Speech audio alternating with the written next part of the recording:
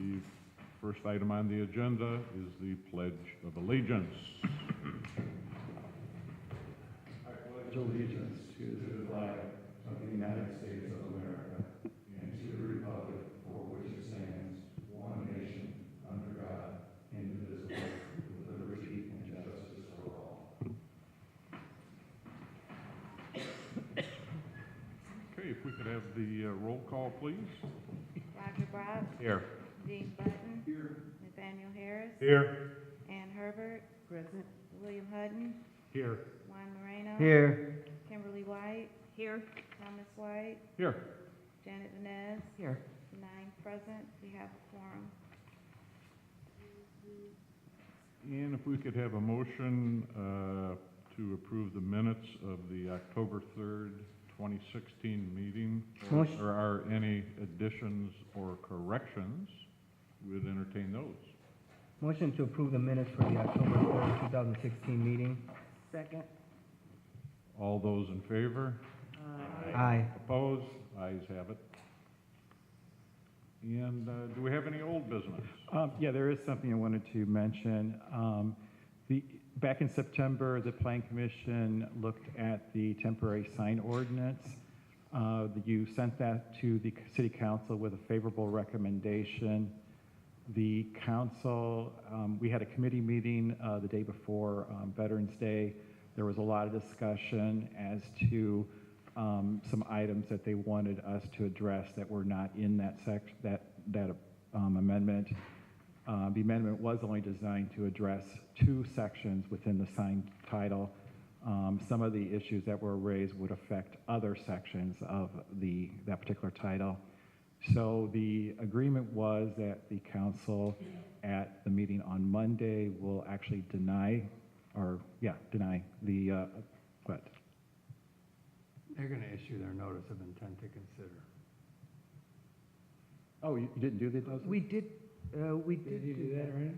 yes, That it was should, December, they were gonna. No, she moved it, right, it was moved up because we weren't anticipating having the second meeting in November. And then when we talked, you did it at the meeting 2 weeks ago or it's the last week. November 28th meeting. Yeah, I believe that's what it is. Yeah, you're right, Dave. It was, something changed after that discussion. So next Monday, they will move to deny the case. Well, we don't know what they'll do. Well, we expect them to. And that will give us an opportunity to kind of go back and look at some of the more global issues with the ordinance and come back sometime early next year depending upon how long it takes to work on that. Okay. And then Shannon, for the minutes, if you can pull up the case number for that, because I don't remember what it is. Questions, concerns?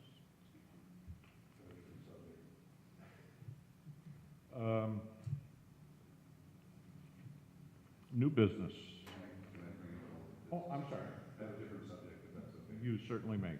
Can I get a status on the plat that we discussed on 141st Calumet that was left to make correction to some language on the plat? So we had approved it subject to staff finalizing the language on the plat. Is there a resolution to that? Partial resolution. The language between Dave Weston and I, we discussed the language. We submitted that to them several weeks ago. It is in their hands. They have not provided us the Mylars to sign. I believe the last conversation I had, which was a couple of weeks ago, was our language that we submitted to the engineer. The engineer passed it on to the owner, and the engineer was waiting for the owner to respond on that. This has gone on for quite some time, and it's apparent that the developer isn't interested in moving forward if he's not responding. So if there's not an action taken by the next plan commission meeting, I would ask the attorney if it's appropriate to withdraw our recommendation or our approved action of the plat. Is that appropriate? If we don't have some sort of response to the settlement of the That's a good question. Is there a time limitation on there? I agree with Mr. Button on this. I am unaware of any time limits when it comes to a subdivision plat. You know, it's not the first time in the years I've been here. It very rarely happens, but it's not the first time that someone did not actually take the step of having it signed and recorded. So I don't know. I've never known of a precedent of a time frame and a withdrawal, because the question that I would pose to the attorney is that our approval of a plat is based on that it meets the technical requirements of the ordinance. So we said it did, subject to this language. So as long as they put that language on there, our determination is still valid. If they never put that language on there, then they just don't record it, and then it's not in effect. Will that come back to this commission?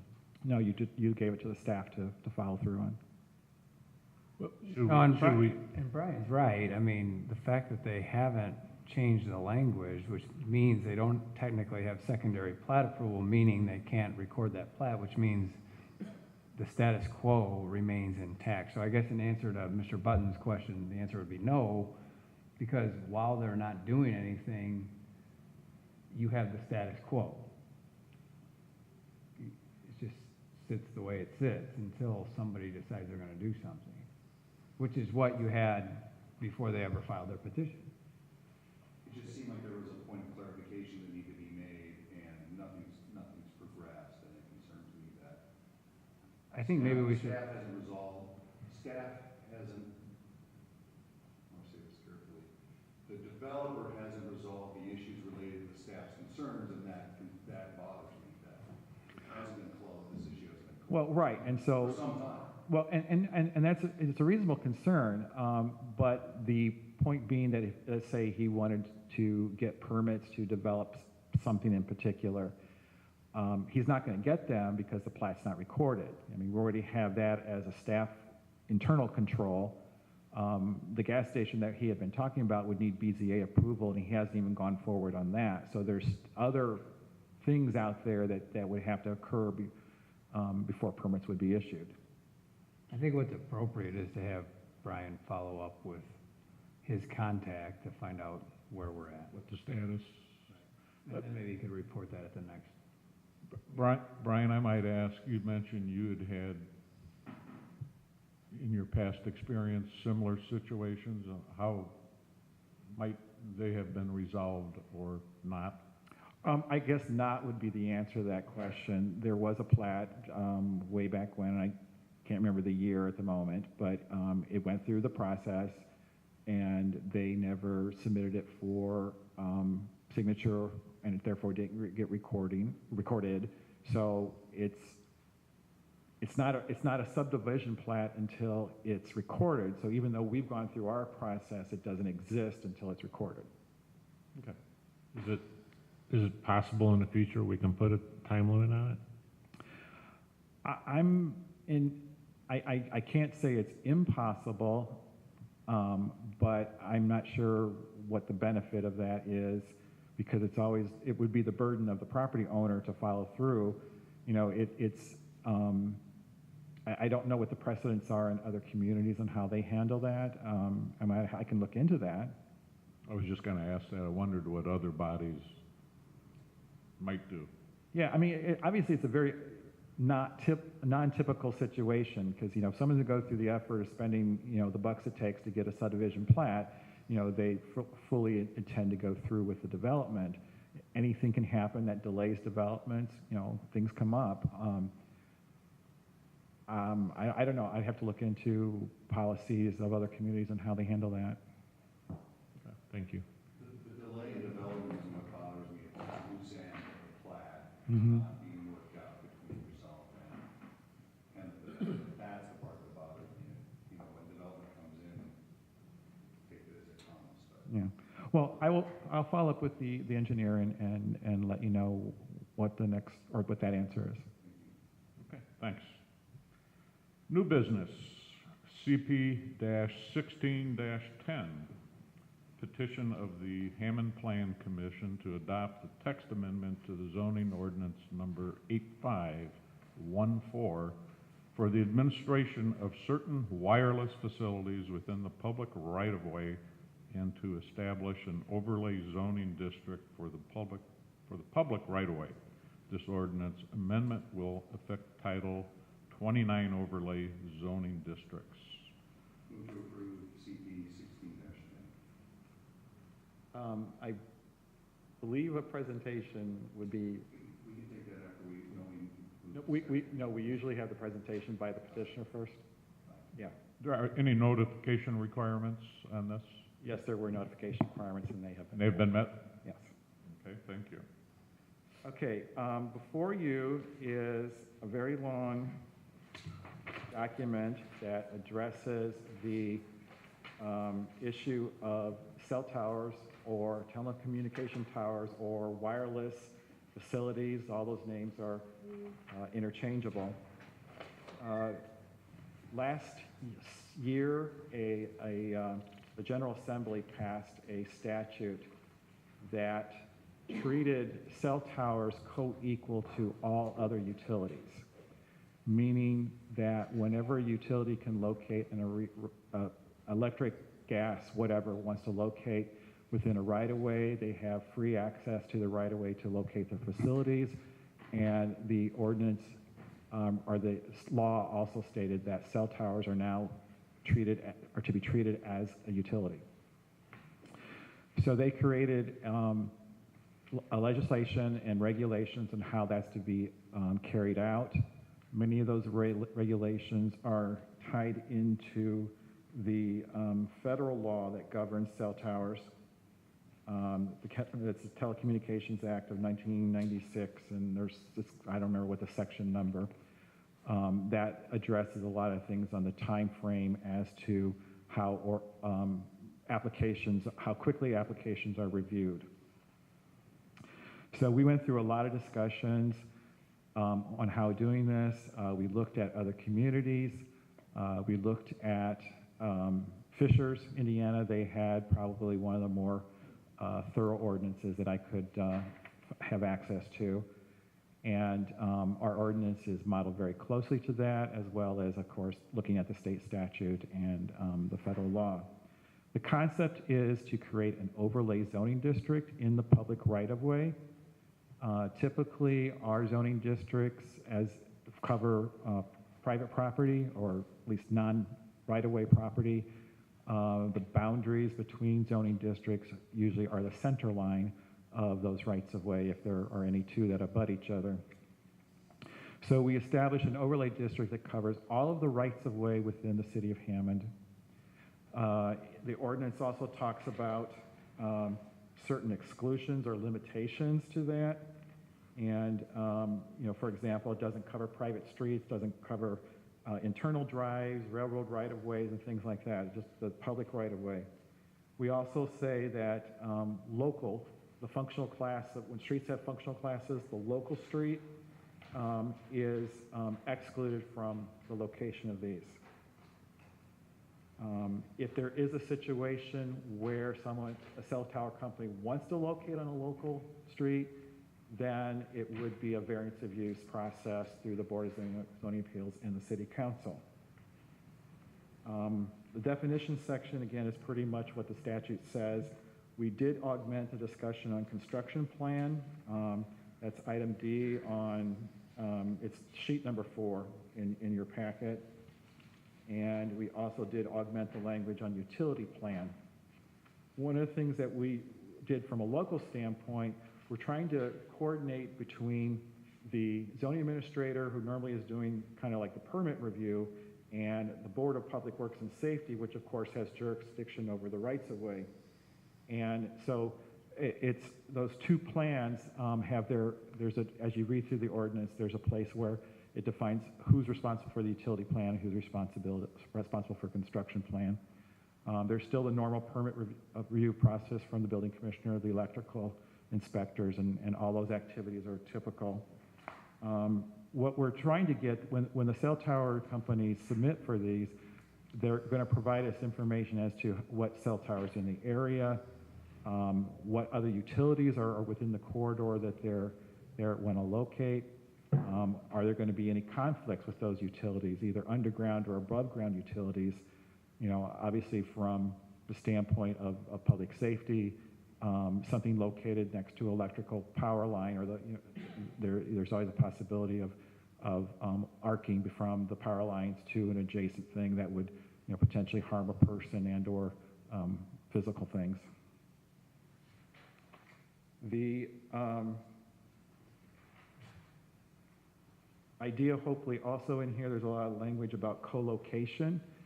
You know, we want to make sure that the cell companies, that if they can co-locate on an existing facility that's on private property or on a building that's adjacent to the right-of-way that could be masked in some manner, that would be our preference. Whether that's going to happen or not is a whole nother question, but at least it encourages them to do that. We are able to set developmental provisions for this.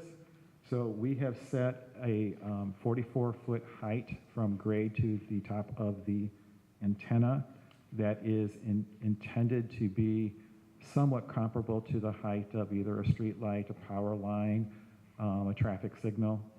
Those are a little bit shorter than the 44 feet, but it's something that's within keeping with the streetscape.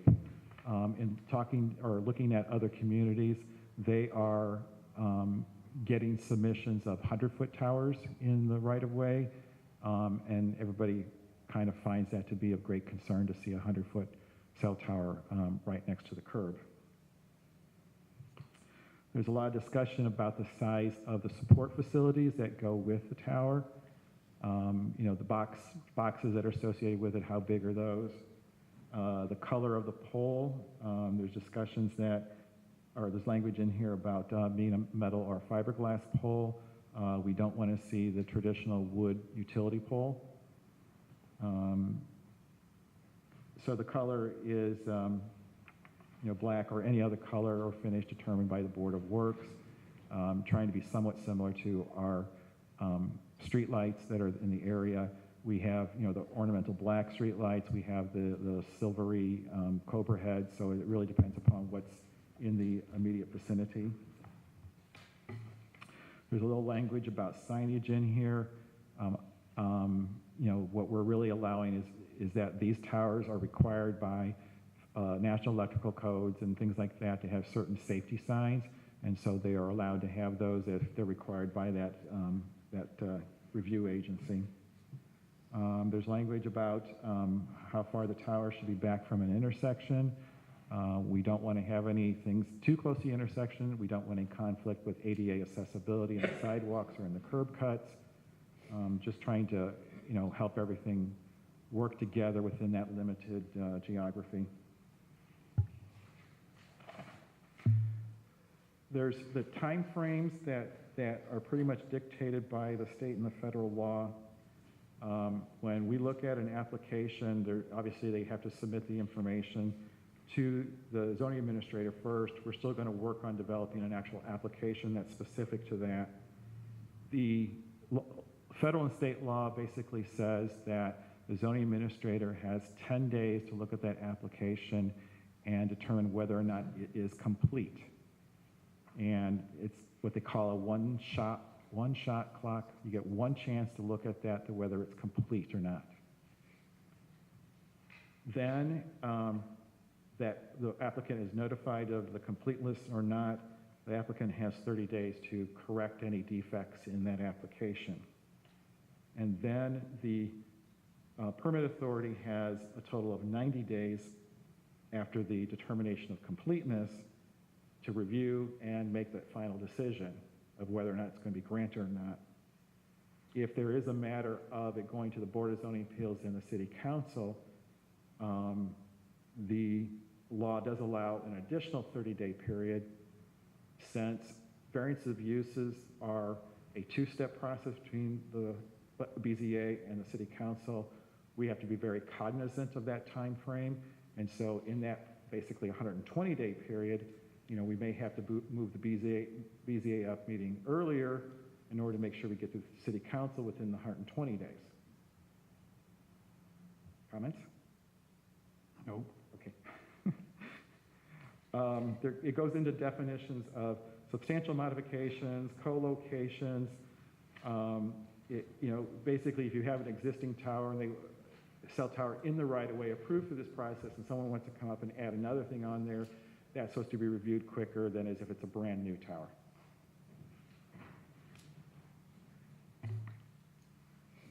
And the other thing they talk about is that what these small cell networks, which is another term that is applied to this, the applicant can make a single application for all of those, and we have to treat those as a single application. I think from a practical basis, that gets a bit complicated if some are those on the local streets and some are not. How do you run into a situation, you're supposed to approve it all or deny it all, but then some are okay, but some may not be okay, so that might be a tricky thing on the actual application of this. Dean, anything that I have left out? We work with Brian very closely in engineering an engineering consultant to get to this point. We have received numerous requests from a particular company, and that's really the reason for this coming out so quickly. We have approved around 10 through Board of Works at this point in time, but we really need this provision to move forward on future applications, so we would appreciate or recommend favorable approval. Yeah. Last year we did establish interim procedures for this. We're just now getting the formal procedures in place. Janet, did you have any questions? How many of these towers do we have currently in the city? Do you have any idea? We have 0 at this point in time. You said Board of Works had approved some?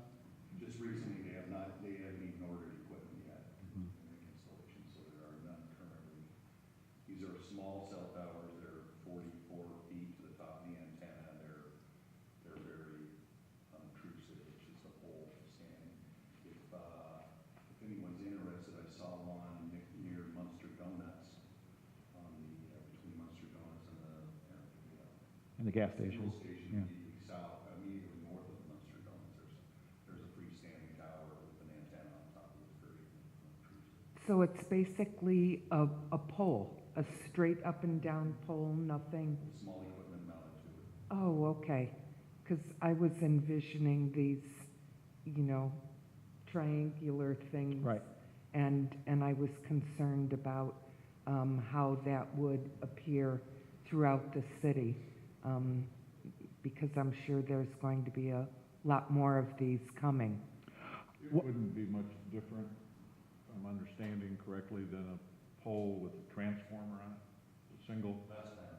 It's like a street, it's just like a light pole without a light on it. There's an antenna on top. So it's Okay. very, at this stage, Brian explained that the equipment can either be mounted on the pole or in a cabinet.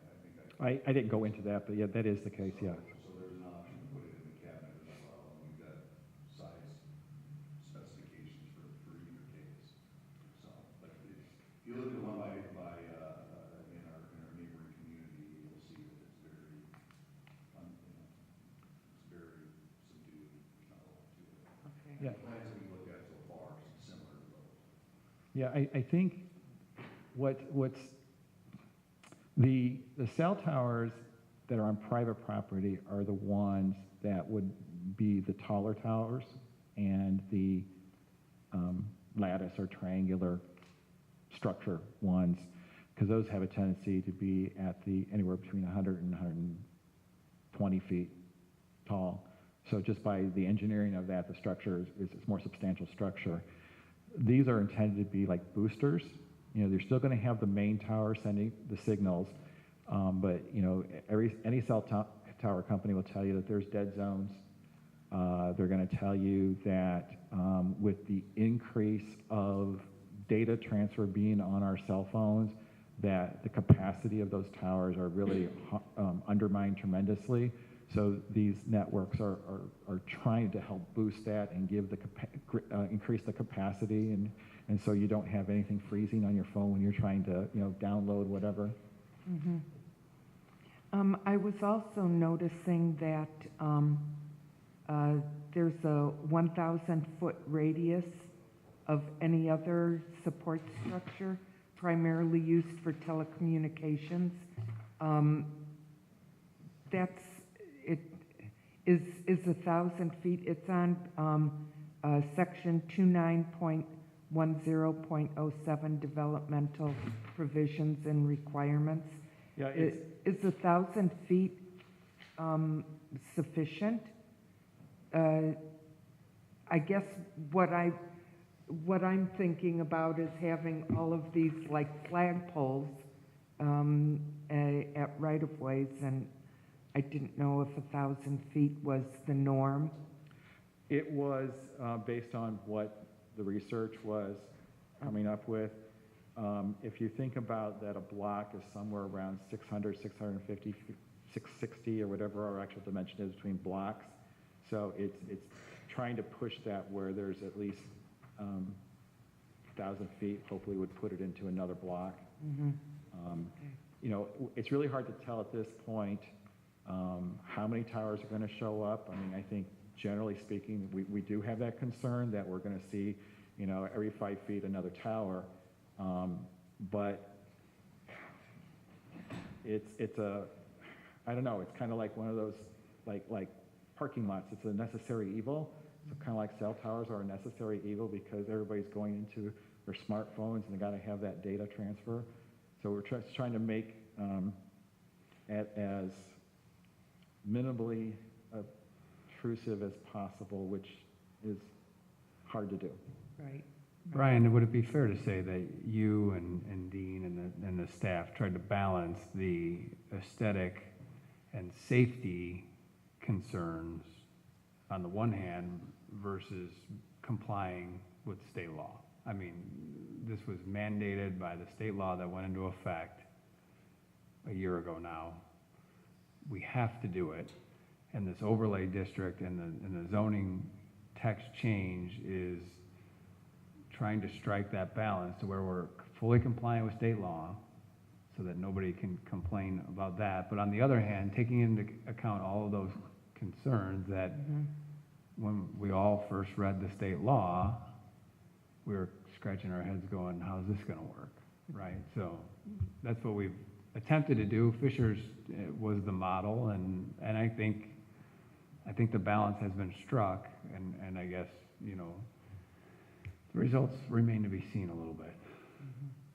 Yeah, and I think I did have some email conversations with the planners in Fishers, and one of the things that struck me is that when they wrote their ordinance, they actually had discussions with, it was 2 or 3 of these cell tower companies, and it was cooperative back and forth between them so they had the buy-in from the cell companies, which is really nice to take someone who's gone to that level and for us to kind of just borrow their language and take advantage of their hard work is making things a little bit easier for us. But with that being said, they also had shorter time frames in their response time from the staff, and once I compared their ordinance to the state statute, and it's like the state statute gave us 90 days and they were going on 30 days, and it's like, whoa, I want the 90 days. I'd rather go with having us have as much time as we need to look at these issues, just to make sure that we're going to be comfortable with the safety issues, the aesthetics, and all that stuff. I'd say I'm encouraged by the permitting portion of it, where the zoning administrator reviews it, goes to Board of Works and the city engineering department, so there's a number of looks at these things. And obviously by design, we want to be able to cooperate amongst the departments just to make sure that what we are getting the best we can get for the city. Questions? I do. Thank you, Ilfrey. I heard a couple of comments. I'm not sure that I understood them. This is for public right-of-ways? Yes. What if a landowner wants to put this antenna up? Do they have to comply with this? Well, we already have regulations for cell towers on the private property, and we've had those for a number of years at this point in time. What will be another next step is that I kind of have to update those because of this whole thing about substantial modification and co-location language. That, while it's in the statute, that's also in the federal law, and so I need to bring that part into compliance with it. So if I come to you as a cell tower provider and we don't get along and I go to a private owner, I have to comply with this 44 feet. If I want to build a taller tower, or, Comply with the ordinance in effect for private. okay, Okay, I so, don't know what that is off the top of my so, head, but. no, okay, that answers that question. well, no, I want to make sure I understood your question. I know, but say your question again? If I'm a cell tower provider and I come to you and you say, no, I can't put it there, I can go to a private landowner and say, hey, can I rent some of your property to put the cell tower up? If you are in the proper zones, because on the private property, we do restrict which zoning districts it can go into. I got it. I know. So more than generally speaking, on private property, the cell towers need to be in industrial zones, and we allow them in some commercial zones, and then on the tall buildings, which you'll find in an R4 and a C3 district. So my next question is, if I want to build a tower taller than 44 feet for better service to my customers, I can't do that. On private property, you're allowed 100 feet, and if you design it to be co-location, you get the bonus of 120 feet without having to go to the BZA. If you want to go taller than that, then you have to go to the BZA. You talked about boxes that are adjoining this tower. Mm-hmm. Are they generator boxes or electrical boxes or? Well, it's whatever the equipment they need. You know, at a normal cell tower site that's on the private property in the industrial district, they actually have compounds. You know, you'll see those gigantic things with fences around them, and all of our regulations address the fence, the buffering, and things like that. Because these are the booster things, their equipment needs are smaller. So the language in there that tells you how big that box can be is because it's not the full equipment, it's just the extra equipment to get the signal to go back and forth. Well, you've answered 3 questions that I had. Thank you very much. And I like to be thorough, Bill. any other? Yeah. The last question the last concern that I have is that this antenna pole is not going to be placed in a location that if it does blow over for some reason, it's not going to cut down some power lines or block a street. No. I don't know if we have control over it falling into the street or not, but What I'm really thinking about is like a crane. When they leave the boom of a crane up, Dean, you know, if there was a strong wind and it blew it over, it could collapse. But you would have the same concern with any power line, True. right? But If at it least, goes over, you're gonna lose power. but at least we have an opportunity to place this tower in a place where it won't happen. Those are my questions. well, in the right of way itself, it could potentially flow into the street, but we are asking for engineered stamp drawings for foundation Right. design and breakaway poles in the event that it gets hit. And We are emergency looking for contact. setback clear zone so that we don't have, we have less of a potential for a vehicle to hit the pole, but all of those things are, Emergency contact information. emergency contact information is included on Thank you. the site. That's all I had. Thank you. Good job. Any other questions from any of the commissioners? No questions? So it technically is a public hearing. I was going to just open it up for a public hearing, but seeing no public, I don't think we will have a public hearing, so, We had it. There just wasn't any remonstrators. okay. We did have a public expression, yes, a hearing. So At this time, I will close the public hearing.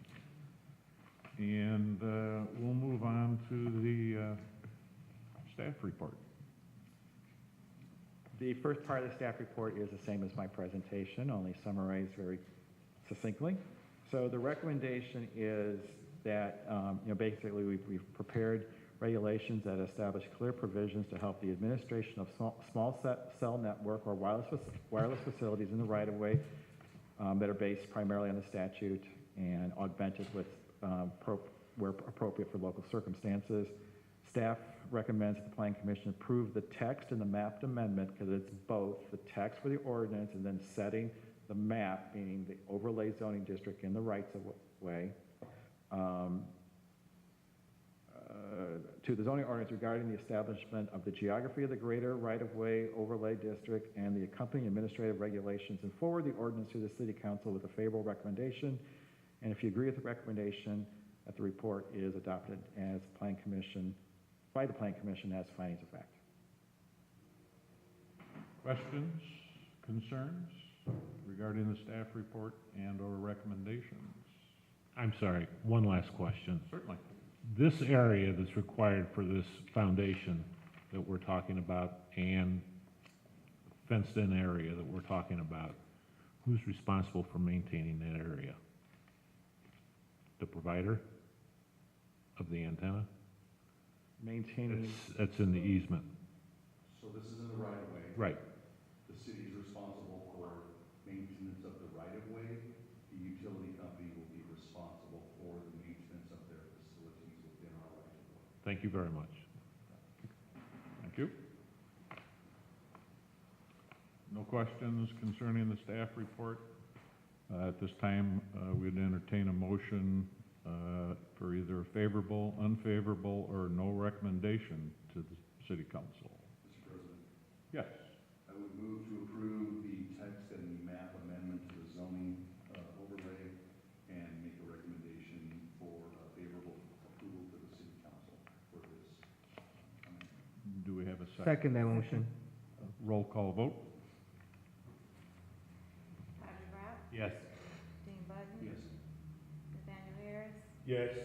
Ann Herbert, Yes. William Hutton, Yes. Juan Moreno, Yes.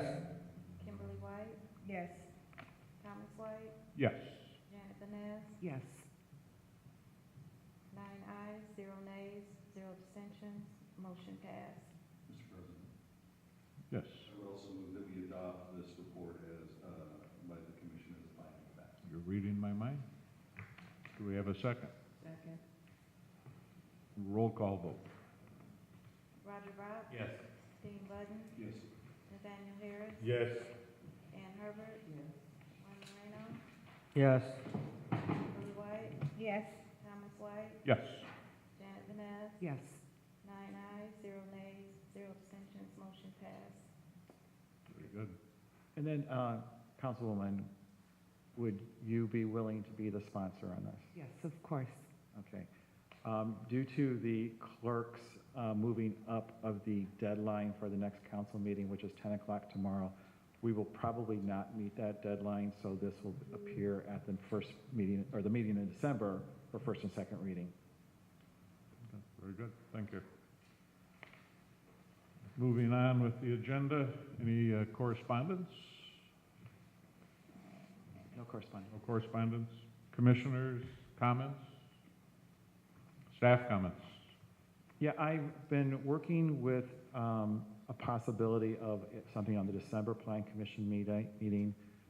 This is a subdivision that we've been talking about for some city property that ultimately may lead to selling property or transferring property to an adjacent property owner.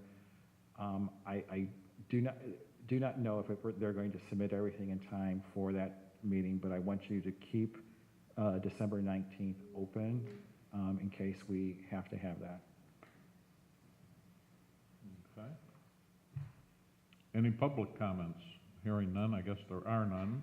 Mr. President, I would just like to say that I wish all of my fellow council commissioners, our attorney, and our staff happy Thanksgiving. Thank you very much. Thank you. Back at you.